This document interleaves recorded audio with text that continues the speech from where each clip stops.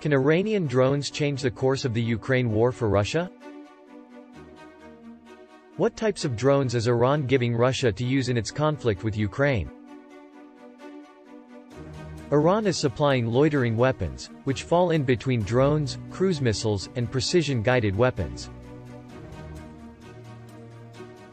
Even though the Iranian-made Shahed 136, now known in Russia as the Jaran 2, is a lingering munition, the media occasionally refers to it inaccurately as a kamikaze or suicide drone.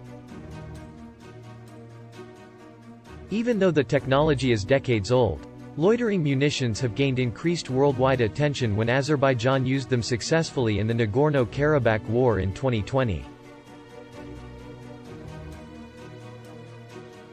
The capacity of these missiles to loiter in the air after deployment, waiting for a ground-based operator to spot an appropriate opportunity to attack a target, gives them their name.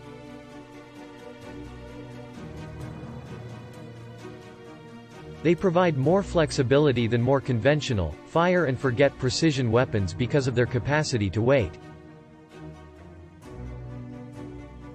They are intended to be one-time use weapons, unlike drones. Operators have the option to return them mid-flight and redeploy them later if conditions change. They thus often carry relatively light payloads. The Shahed 136's payload is believed to be around 40 kilos, 88 pounds.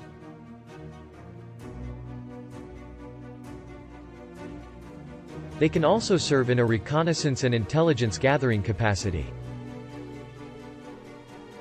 How have lingering weapons been used in the conflict in Ukraine? Since the beginning of the conflict, both sides have used these weapons in previously unheard of quantities. The Cub and Lancet loitering bombs, made in Russia, have been in use. However, Russia is now unable to create these loitering bombs and other weapons because of Western sanctions and supply problems. These shortfalls may have prompted Russia to look for equipment made in Iran.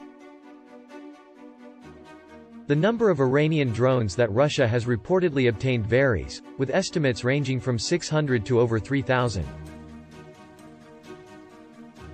Even while this amount may appear substantial, these weapons are frequently utilized in waves, so a stock of a few thousand can run out in a matter of days or weeks. It is believed that Russia has already utilized a few hundred. Despite mounting evidence to the contrary, such as examination of destroyed Jaran 2s that match the Shahed 136's technical specifications, Iran continues to deny giving Russia these weapons. Intelligence services in the US, UK, and Ukraine claim that Iranian personnel are currently in Crimea and that Iran has vowed to provide Russia with missiles and other weaponry. The denials of Iranian authorities have been mirrored by the Kremlin. However, a Russian official was recently recorded on hot mic acknowledging that the weapons were bought from Iran.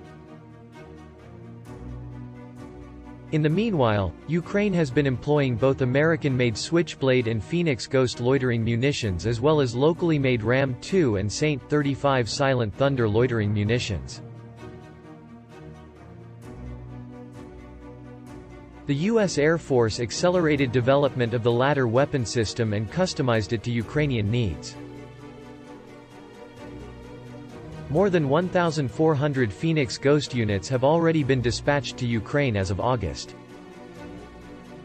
What functions do these munitions offer? Because they are relatively cheap weapons that can hit or covertly spy targets well within enemy territory, these precision bombs are widely sought after by militaries, including Iran's. This lowers the danger to soldiers or bigger military assets. However, international sanctions have driven Iran to create its own high-tech weaponry, whereas other nations have been allowed to buy them from outside suppliers.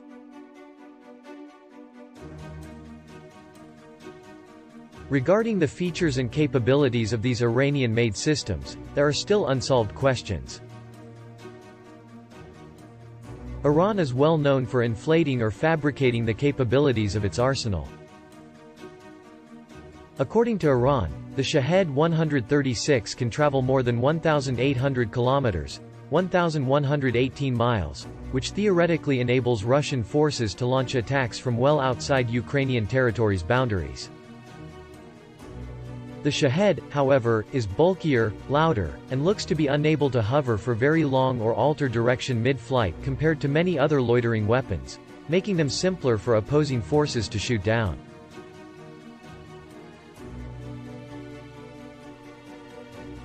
It is unknown if the Russian military chooses to use these weapons in this manner or whether there is a technical issue with the ammunition.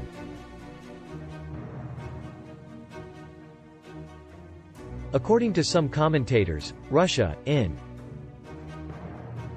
addition to redesigning the systems, changes have been made to enhance performance and compatibility.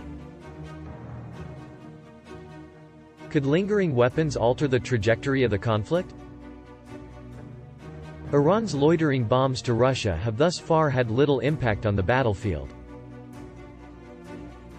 With the use of small guns, aerial defense systems, and other munitions, Ukraine has been successful in disrupting the guidance systems and shooting down these weapons.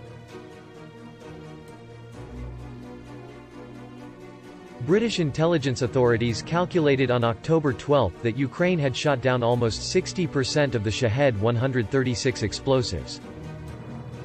The intercept rate increased to nearly 86% by October 20.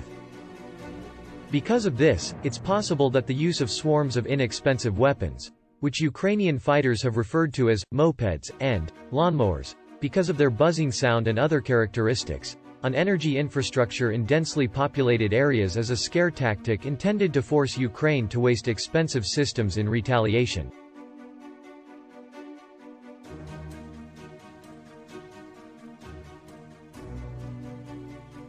According to one research, Russia only spent around $18 million to conduct a recent wave of drone assaults, whereas Ukraine's defense costs were estimated to be about $28 million.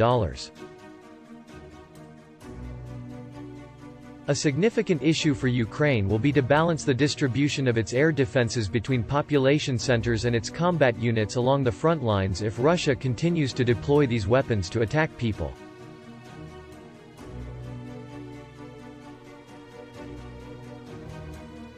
Iran may provide Russia